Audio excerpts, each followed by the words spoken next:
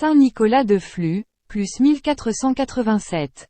Fêté le 21 mars. Nicolas de Flux, herbager du centre de la Suisse, du canton d'Unterwald, eut une grande influence dans les cantons de langue germanique qui ont été à la naissance de la Confédération helvétique.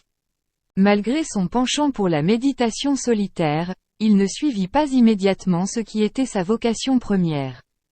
Il épousa une femme courageuse, Dorothée Wyss, qui lui donna 5 filles et 5 fils.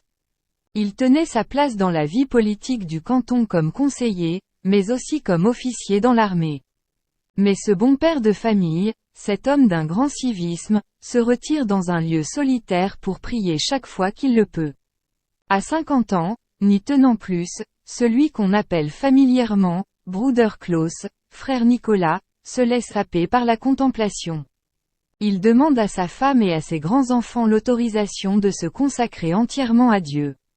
Permission accordée qui devrait mériter à Dorothée aussi la reconnaissance de l'Église pour l'héroïcité de ses vertus. Nicolas s'enfonce dans la prière. Les visions mystiques deviennent de plus en plus nombreuses.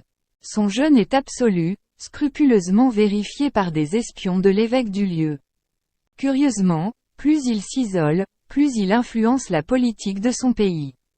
On vient lui demander conseil, il dicte ses recommandations, toujours en faveur de la paix et de la concorde. Et c'est ainsi qu'il sauva sa patrie en 1471, lors de l'invasion de Charles le Téméraire, duc de Bourgogne, qui voulait l'annexer, et en 1481, quand il rédigea en une nuit une constitution qui empêcha Unterwald de quitter les autres cantons, au risque de la désagrégation de la Confédération. Citation. Seigneur Dieu, enlevez-moi tout ce qui m'éloigne de vous. Seigneur Dieu, donnez-moi tout ce qui me rapproche de vous. Prenez-moi à moi et donnez-moi tout à vous. Prière de Saint Nicolas de Flux.